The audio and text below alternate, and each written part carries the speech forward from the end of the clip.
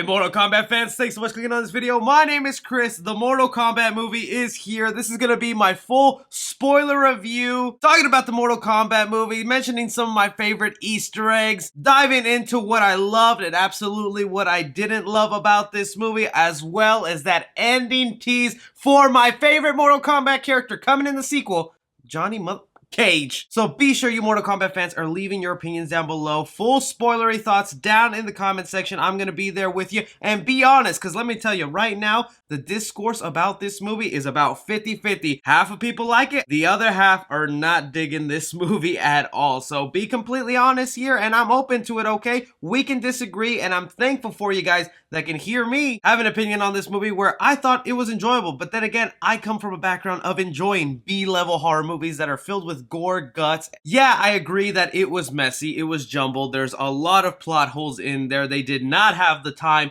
to expand on all these character backgrounds like they were trying to. It felt very cramped. The editing was really choppy and downplayed some of the nice choreographed fight scenes in here, but I'm not gonna lie when I said I had some dumb fun with this. So let's go ahead and get straight into this. For one, I really wish I would have known there was not gonna be a damn tournament in this movie, because that would have made me enjoy this thing a whole lot more, because they were actually really building up to this whole tournament setting with creating all these feuds around the movie early on, with Sub-Zero versus Scorpion and how the film started off, Kano and Sonya Blade, Liu Kang and Kung Lao wanting to prove their worth as great trainers for this Mortal Kombat tournament, and the movie's like almost 70% done, and I'm like, damn, they're gonna rush through this tournament, and then I'm like, oh, they're not gonna have the tournament in this movie. They're building up for the tournament in the sequel. But it made sense, because if you know the Mortal Kombat video games, the tournament only happens once in a generation, which is many years apart. So if they did the tournament in this first movie, don't really know what they would do with the sequels. They would really have to change the rules of Mortal Kombat and say it happens every couple of years. But that's the other thing I wanted to dive into about this movie, is the rules of the world. This is where I was saying, if you're a fan of Mortal Kombat, yeah, you're gonna like this movie, because your brain will be able to fill in the holes that this movie leaves open, because there are some gigantic holes, and your previous knowledge of the video games will be able to fill that stuff in. That's like, oh, okay, kind of makes sense, because in the video game this happened, so that's probably what they're inferring here. But the world was pretty jumbled, and they did not do a great job of explaining it. Like, they didn't explain why some characters are immortal and live forever, how this guy is 1,000 years old, but this guy's over here 100 years old. The whole thing they introduced where you're born with the Mortal Kombat symbol, and that's your entrance into the tournament, I thought was clever.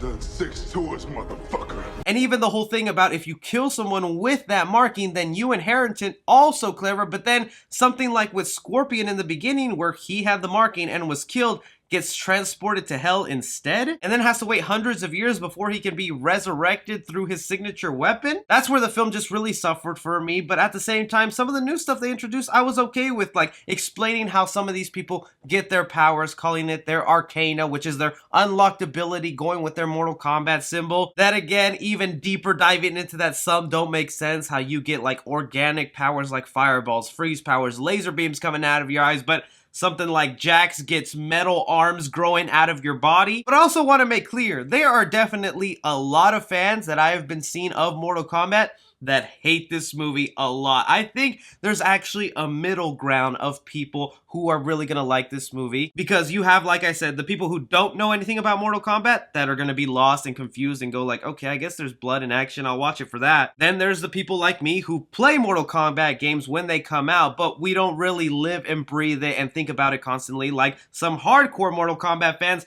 that are hating the movie because they didn't take the time to dive into some character backstories. They didn't do justice to their one specific favorite character, like characters like Cabal, Natara, and General Raiko. Those characters are in this movie, but they are really just kind of thrown off to the side, used as body bags just so we could have a bloody fatality in the movie. And while they tried bringing some personality to Cabal, I think it doesn't match the characteristic that he is in the video game, that suffers from verbal explanation and exposition, where you get his whole life backstory through a couple of sentences. But again, if you're a fan of Mortal Kombat and know why this guy's burnt, why he's in an iron lung, you fill in that hole and you're automatically already invested into this guy. Also, was I the only one who was actually really sad when they killed Kung Lao? They did the whole sucking out the soul thing that Shang Tsung is famous for, that I was like, yes, but also I was like, no, this boy, I actually wanted to see him fight in the tournament. He was a cocky little Boy Scout, but now that kind of sets up Liu Kang's story even better in the tournament and gives us a good reason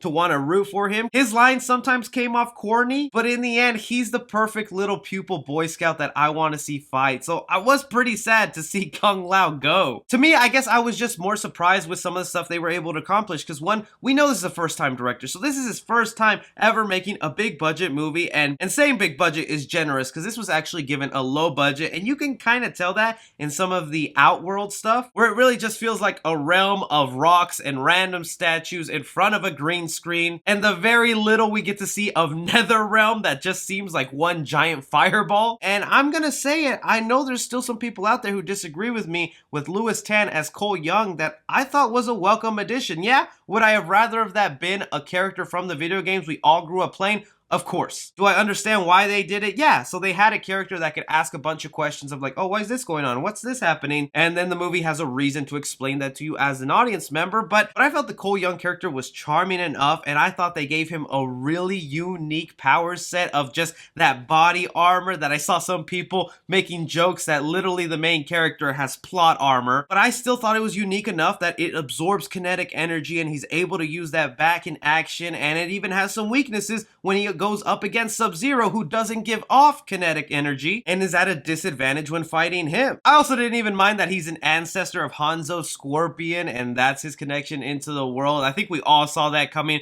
miles away, even in the trailer. Like, I'll just fully admit it, I'm a sucker for blood and gore in movies, and if it's done in a fun way, I will get a real big kick out of it, and they did that with Kung Lao slicing through Natara, Jax making a watermelon head out of Raiko, but probably my personal favorite, just the guts pouring out of Goro. My favorite would have been Scorpion using his signature move of spraying fire out of his mouth, but thanks to frickin' international laws and skulls being banned in China, they could only do half a skull face instead of his entire face being a flaming skull. Anybody who's afraid of these characters not coming back for the sequel shouldn't really be all that afraid. They've established that because they're part of the Mortal Kombat tournament, they can just somehow come back to life randomly without any explanation, which will probably how they give a better robotic eye to Kano with the way he died with that gnome in his head. I 100% bet you that they'll bring him back with a more enhanced robotic looking eye. It would really be a disservice if they don't bring back Kano, because he was honestly kind of the best part of this movie and was downright hilarious. Like,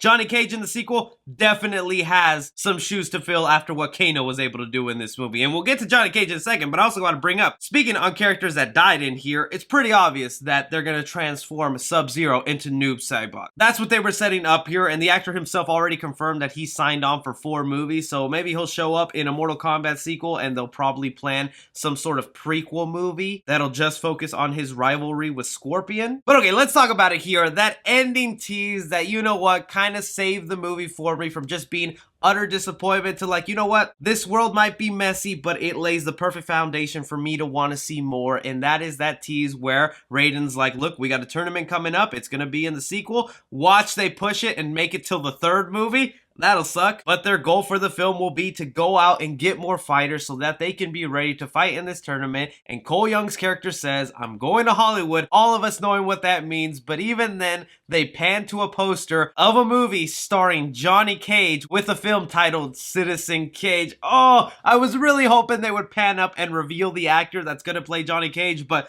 like I told you guys, they're waiting to see if this movie's a success, and they're going to get a bigger budget for the sequel, which I really hope so, because it could use it. But knowing that Johnny Cage will be one of the center focuses of the sequel just automatically makes me want to go and see this movie. He is by far my favorite character in Mortal Kombat, so his casting is going to be crucial to my excitement for this second film, because like I said, I had fun with it, but I can only have fun with a B-level mindless action movie for so long before I do get bored of it. And this movie really only put me on the edge of liking it, where I wanted this to be great, where I wanted this to be a huge step forward from the previous movies when it was just a little bit of a step forward. I just hate that my casting choices for Johnny Cage are so basic, like Ryan Reynolds or Chris Pratt, when I want someone that I wasn't expecting, but when they're announced, I'm like, Oh yeah, that guy would be perfect. But anyways, those are just my spoiler thoughts on the Mortal Kombat movie. I want to hear your guys' opinions down below. If you are someone that absolutely hated it, go ahead and let me know. I'm open to hearing you guys. If you're someone who loved it, also go ahead and let me know. Be sure to smash that subscribe button. Follow me on Twitter at 3C Film Review. As always, I'm Chris.